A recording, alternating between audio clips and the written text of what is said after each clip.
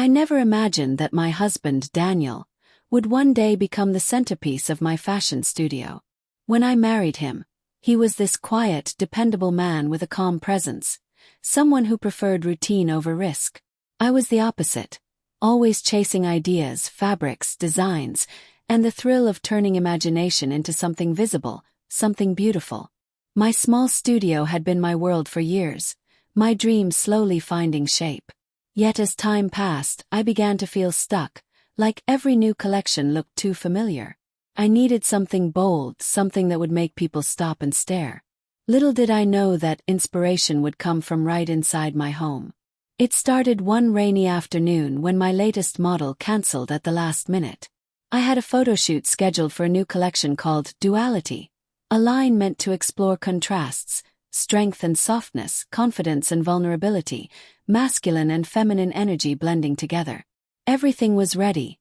The lights, the backdrop, the makeup artist, even the photographer was waiting. But without a model, the day was lost. I remember pacing across the studio, muttering to myself, trying to figure out what to do. That's when Daniel walked in, holding 2 cups of tea. He took one look at the chaos around me and sighed. "Another crisis?" he asked gently, trying to lighten the mood. I laughed weakly, though frustration was bubbling under my smile. My model cancelled. Again. I can't believe this. Everything's set and now. My words trailed off as I stared at him. His tall frame, clean-shaven face, and the way he carried himself with quiet confidence. My mind sparked with a wild, ridiculous thought that made me almost laugh out loud. "Daniel," I began cautiously, "don't take this the wrong way, but what if you filled in for today's shoot?" He blinked, confused. "Me? You mean, as the photographer?" "No," I said quickly. "As the model." The silence that followed was heavy. His eyebrows furrowed as if I'd just suggested he walk on the moon. "You're joking, right?" "I'm serious," I insisted. "It's just one session. You have the right height, the right build, and the theme is about balance. Masculine meeting feminine energy. It could work." He looked unconvinced, almost embarrassed, and I realized how absurd it must have sounded. But I couldn't shake the idea. My collection had both male and female designs that complemented each other. What if I could show that they could exist in one person, not two? I stepped closer, softening my tone. "Daniel, please. I just need this one shoot. You'd be helping me out so much." He hesitated. His expression caught between disbelief and amusement. "You want me to wear your designs?" "Only if you're comfortable," I replied quickly. "But yes. Maybe one of the androgynous ones first. It's about expression, not gender." There was another pause. Then he exhaled slowly, a half-smile appearing on his face. "You really owe me for this." My heart lifted with relief. I could see the humor in his eyes, but also something else. Curiosity, maybe even a touch of adventure. I hurried to grab the first outfit, a sleek black silk blouse paired with tailored cream pants. It was soft yet structured, elegant yet bold. He looked at it skeptically but didn't refuse. The makeup artist, Clara, tried to stifle her amusement as she watched me help Daniel get ready. We both reassured him it was purely artistic, but he still shifted awkwardly as I buttoned the blouse up to his neck. The silk fabric contrasted sharply against his skin, and for a brief second, he looked striking.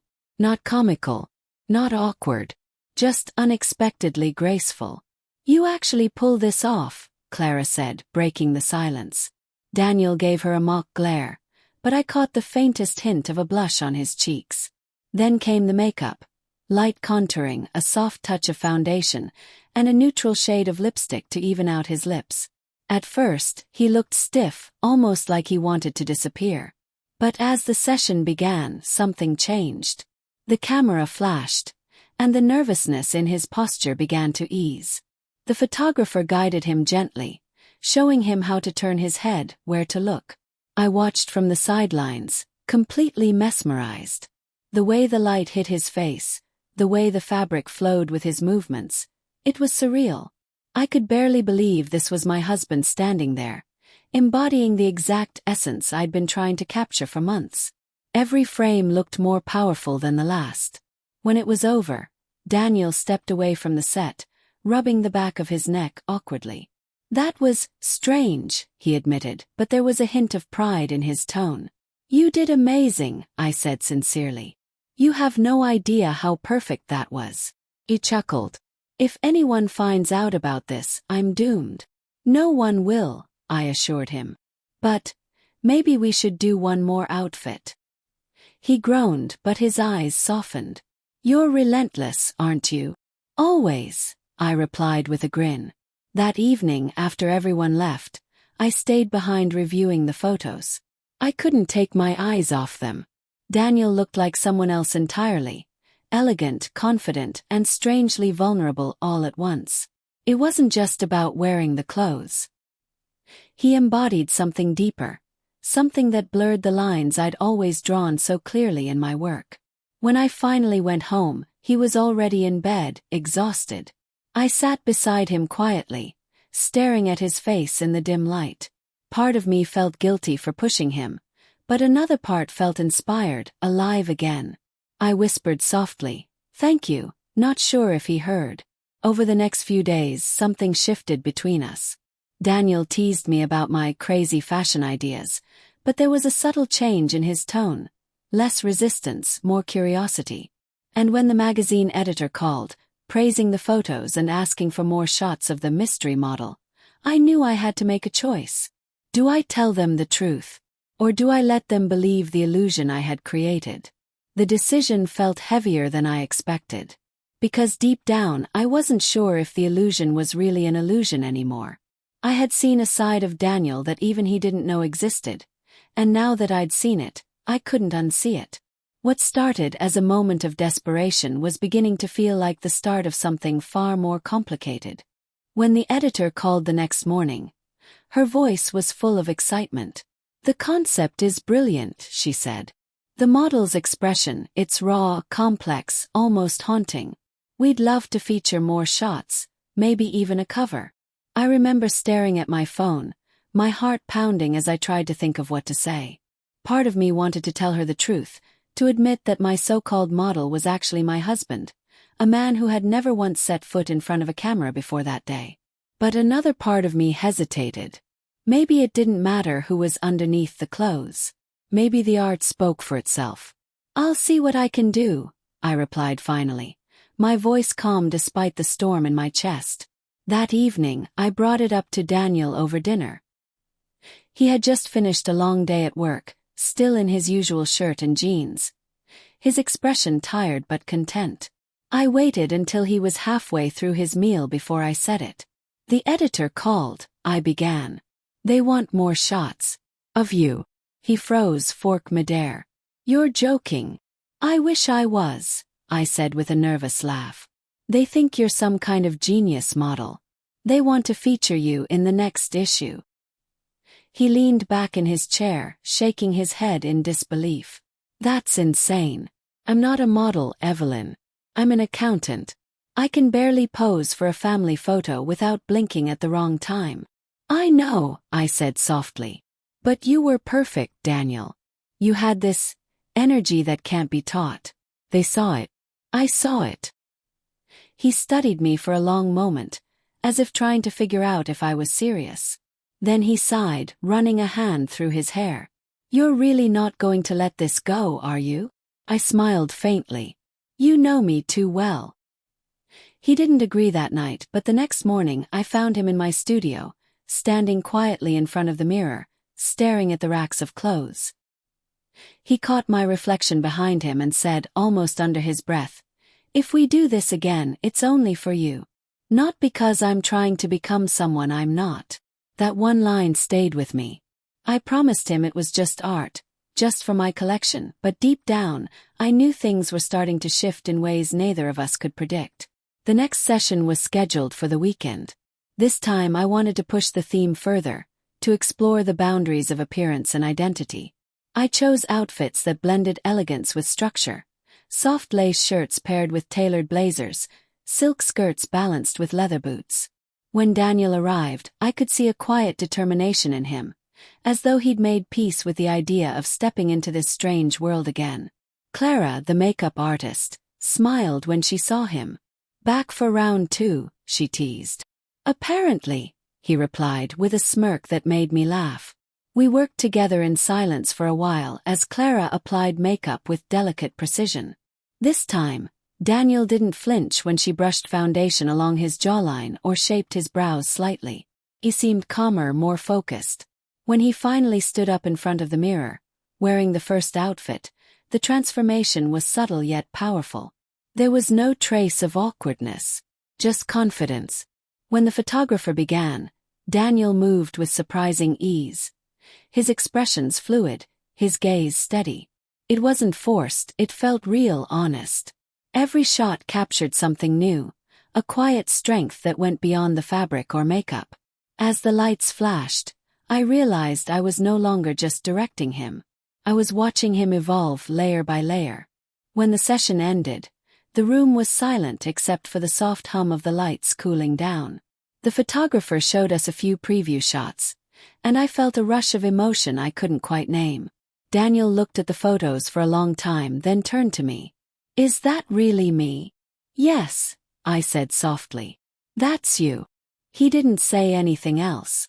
That night when we got home, he seemed unusually quiet. I asked if he was okay, and he just nodded, though I could tell his mind was spinning. Later, I found him in front of the mirror again, the faint trace of makeup still on his skin. He was studying his reflection with a kind of detached fascination, like he was seeing two versions of himself standing there, one familiar, one completely new.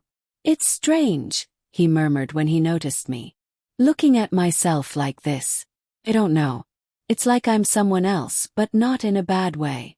Just different." I stepped closer, resting a hand on his shoulder. "You were incredible today, Daniel. You should be proud of that." He smiled faintly, but his eyes remained fixed on the mirror. I never thought I'd say this, but it felt kind of freeing, like I wasn't pretending to be anyone, just letting go. I didn't know what to say to that.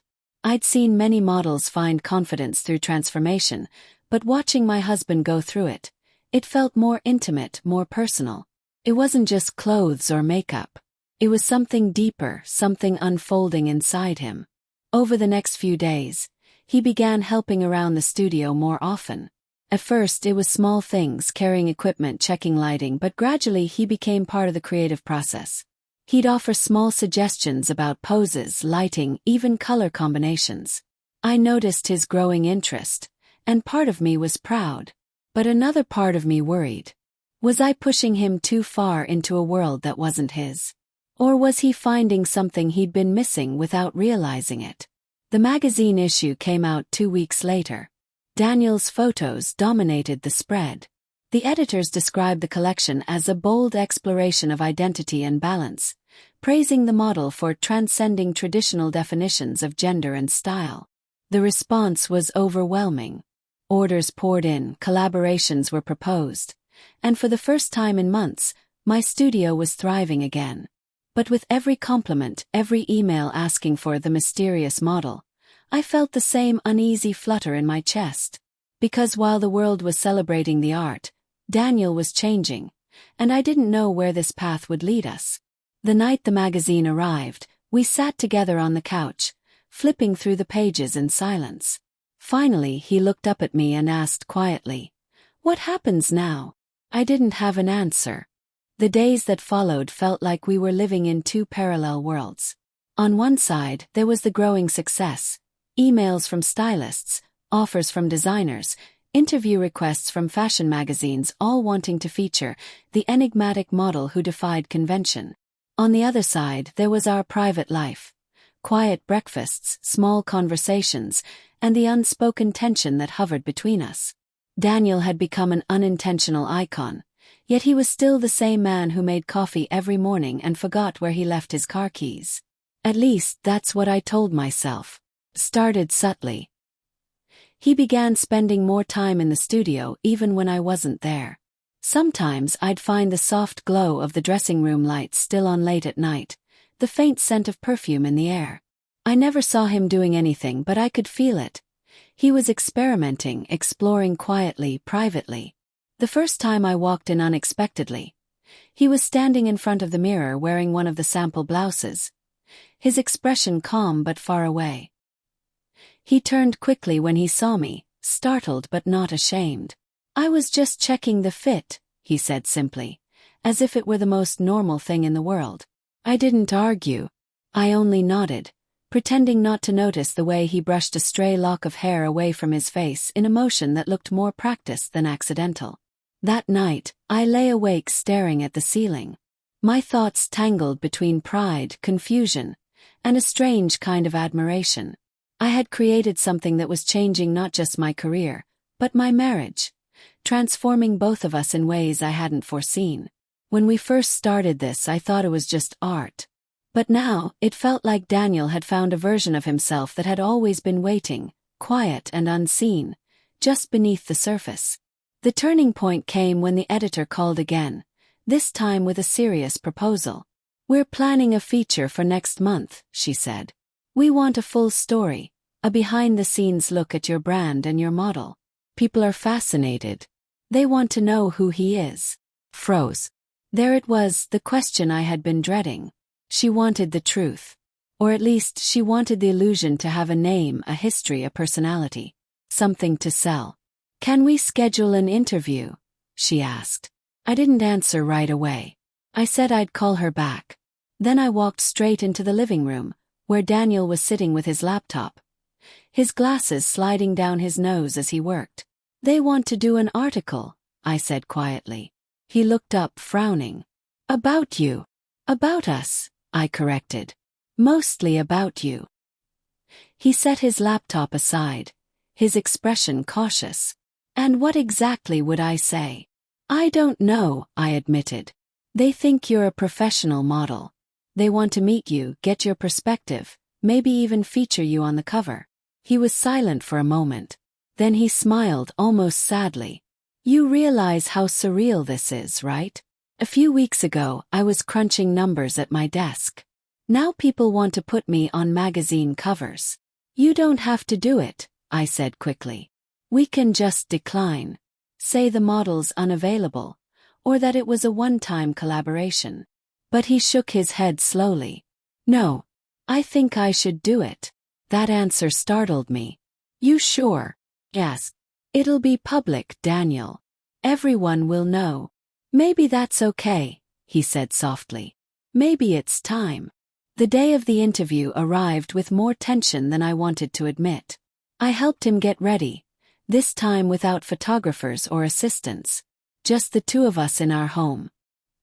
He sat patiently as I adjusted his outfit, a crisp white blouse paired with a soft gray vest and slim trousers that blurred the line between masculine and feminine.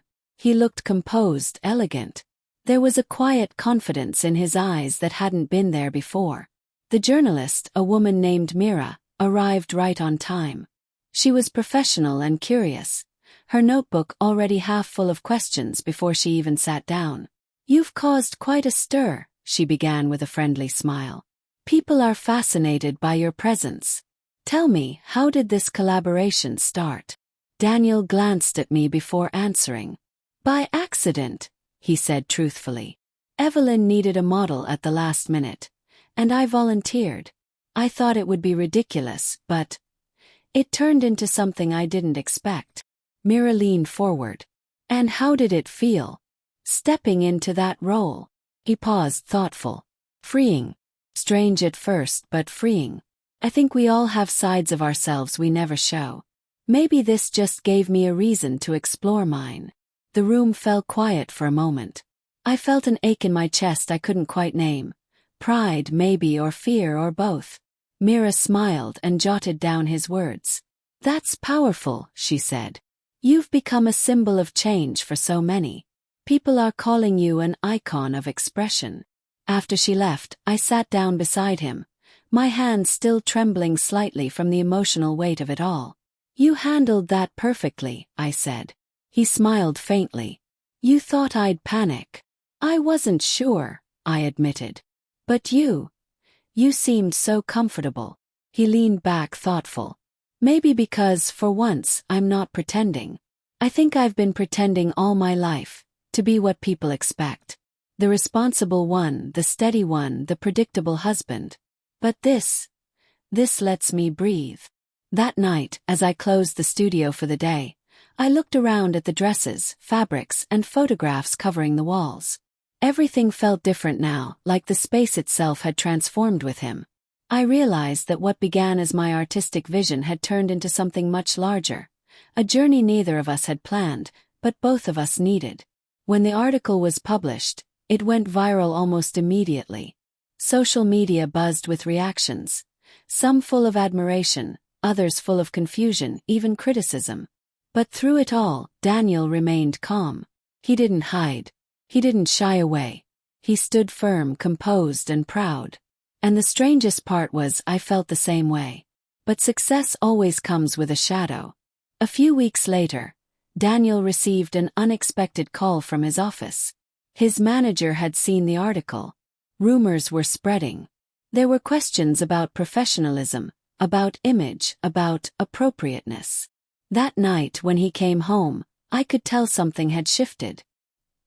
He didn't say much at first, just loosened his tie and sat in silence. Finally he looked up and said quietly, "They're giving me time off. Indefinite leave." I felt my heart drop.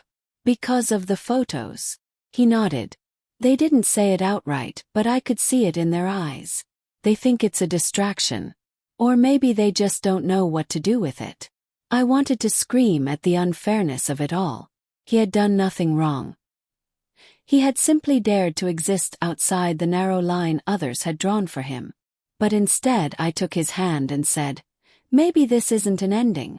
Maybe it's just a beginning." He looked at me, uncertain, vulnerable, and said, "A beginning of what?" I didn't have an answer yet.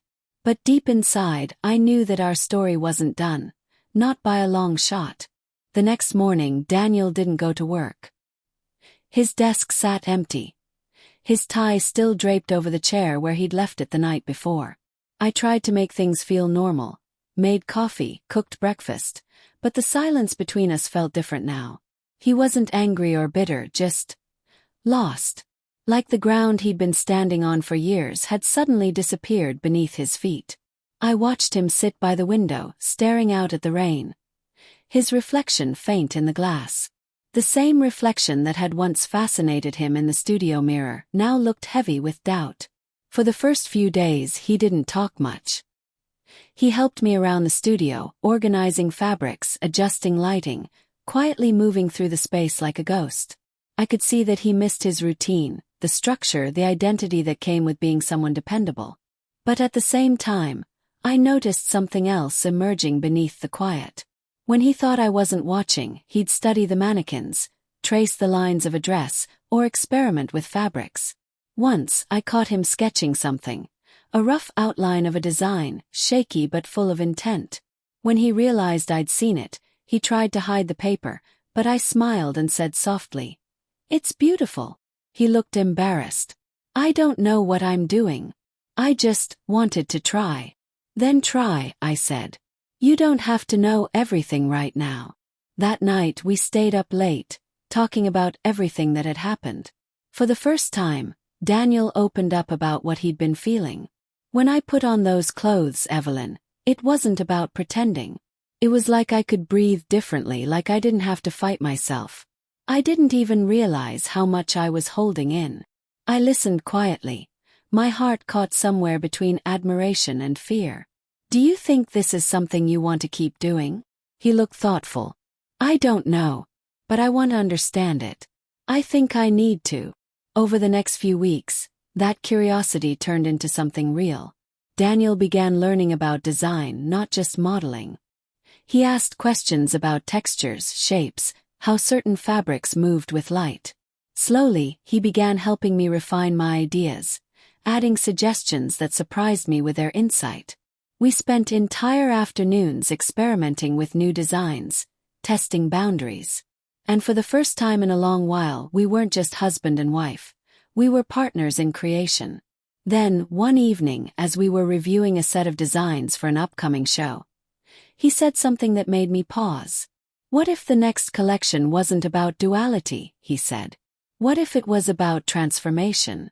About how people evolve into who they truly are?" I stared at him, my mind already racing with possibilities. "You mean your story?" He nodded. "Our story, maybe. Change, discovery, acceptance." The idea grew roots in my heart. Transformation, it was perfect. It captured everything we'd been through. But it also terrified me. Because putting that story on display meant exposing more than fashion. It meant sharing pieces of ourselves that weren't meant for the public. Still, the artist in me couldn't resist. We began working on it together. Daniel designed a few pieces himself. Simple at first, then more daring. His sketches became cleaner. His sense of color more confident. Every design reflected a step in his journey, from restraint to freedom. When the day of the first fitting came, I asked him quietly, "Would you model again?" He hesitated, but there was a soft spark in his eyes. "Yes," he said. "But this time not because I have to. Because I want to." Watching him step into the studio again felt like witnessing a rebirth. He wasn't nervous anymore. He knew exactly how to move, how to carry the energy of the fabric. His reflection in the mirror no longer looked divided. It looked whole. Clara, the makeup artist, noticed it too. "He's changed," she whispered to me. "He's not just posing anymore. He's owning it." When the photographer started the session, Daniel seemed to glide effortlessly between expressions. Calm, bold, reflective. Every shot radiated something different from before. It wasn't just about clothes now. It was about presence, about the quiet strength of someone embracing who they were. The energy in the room was electric. Afterward, as we reviewed the photos, I felt my chest tighten with emotion. The transformation wasn't just visible. It was undeniable. He wasn't the same man who'd stood nervously in front of the camera that first day. He had found something inside himself, and it showed in every line of his face. But just when everything seemed to fall perfectly into place, reality found its way back. A few days later, his old manager called again. They wanted to discuss his situation. Daniel went to the meeting alone. I waited the entire afternoon, pacing the studio floor. When he finally returned, his expression was unreadable. He sat down, took a deep breath and said quietly, "They want me back. But under one condition, they want me to stay out of the public eye. No more modeling, no more attention." The words hit like a stone. "So they want you to pretend again," I said, my voice sharper than I intended. He nodded slowly. "They said it's about reputation. The company's image." I felt anger rise in my chest, not just for him but for what they represented. The world that couldn't accept difference without labeling it a problem. "What did you say?" I asked. He met my eyes, steady and calm. "I told them no." The silence that followed was heavy, but behind it was something powerful, a sense of freedom. He had made his choice. No fear, no hesitation, just truth. That evening, as the sun dipped below the horizon, we stood in the studio together, surrounded by the clothes, sketches, and photos that told our journey. "What now?" I asked softly. He smiled. "Now we finish what we started." I didn't need to ask what he meant. He knew. The transformation wasn't over. It was just beginning. And this time it wasn't just his. It was ours. The weeks that followed were unlike anything we'd ever experienced. The studio became alive again, pulsing with creativity and quiet determination. Every morning Daniel arrived before me, already sketching or adjusting fabrics on the mannequin. The man who once dreaded the chaos of my design world now moved through it like he had always belonged. He was more focused, more expressive, and there was a calmness in his presence that I hadn't seen before. It was as though he had shed a layer of himself that had been weighing him down for years. We worked on the new collection together. Transformation. Each design told a story not just about fashion but about becoming. About how people discover themselves in ways they never planned. There were pieces inspired by the first silk blouse he ever wore, others reflecting strength and identity through bold shapes and soft colors. Every outfit was symbolic, capturing emotions rather than labels. Daniel's influence was everywhere, in the details, in the courage to break symmetry, in the harmony between sharpness and grace. As the show date drew closer, word spread quickly. People were curious about the husband and wife duo whose last project had shaken conventions. The pressure was intense, but for once, it didn't scare me. Daniel's calmness balanced my restless energy. We had both changed. Late one night, as we sat surrounded by fabric scraps and sketches, I looked at him and said quietly, "You've become my muse." He smiled softly and replied, "No, you helped me find mine." The night of the show arrived faster than I expected. The venue glowed with soft amber light, the air buzzing with conversation and anticipation. Rows of photographers and critics filled the front seats, while behind the curtains, the models prepared. I moved from one corner to another, giving last-minute adjustments, but Daniel stood in front of the mirror again, dressed for his final appearance, the closing piece of the collection. It was a design we had created together, a blend of structured elegance and gentle flow, black and ivory tones interwoven like two sides of the same story. As he turned to face me, I saw both versions of him at once, the quiet man I'd married and the confident individual he'd become. "Are you nervous?" I asked softly. He shook his head. "Not anymore. For the first time, I feel like I belong somewhere." When the music began, the runway came alive with movement. Each model represented a stage of change. Hesitation, exploration, acceptance, and freedom. The audience watched in silence, captivated by the fluidity of it all. And then the lights dimmed slightly, and Daniel stepped onto the runway. The room seemed to exhale as he walked. His movements were slow, deliberate, each step carrying grace and certainty. There was no mask, no hesitation, just authenticity. The spotlight followed him as the music swelled, and I felt tears gather in my eyes. He wasn't just modeling clothes. He was embodying the very soul of the collection. The crowd rose to their feet before he even reached the end of the runway. The applause was thunderous, echoing through the hall like a heartbeat. When he turned and met my eyes from across the room, everything else disappeared. The noise, the cameras, the chaos. It was just us, standing on opposite ends of a journey that had transformed us both. After the show, people surrounded him. Journalists, designers, photographers, all eager to know his story. But he answered every question with humility, always bringing the conversation back to what mattered. "It's not about who you're expected to be," he told one reporter. "It's about allowing yourself to discover who you already are." Later that night, when the crowd was gone and the lights were dim, we sat alone in the empty venue. The stage still glowed faintly, the scent of fabric and perfume lingering in the air. I looked at him and said, "You know this isn't just fashion anymore. It's something bigger." He smiled, that gentle, knowing smile that always felt like home. "Maybe. But it started with you believing in me when I didn't even see myself." I reached for his hand, feeling the warmth of it against mine. "I didn't just believe in you, Daniel. I learned from you. I learned that change isn't losing who we are, it's uncovering it." We sat there for a long time, watching the last flicker of light fade across the runway. The silence wasn't heavy anymore. It was peaceful. We didn't need to say anything else. Everything that needed to be said was already woven into the fabric of our story. Every thread, every stitch, every moment of fear and courage that had brought us here. In the months that followed, transformation became more than just a collection. It became a movement.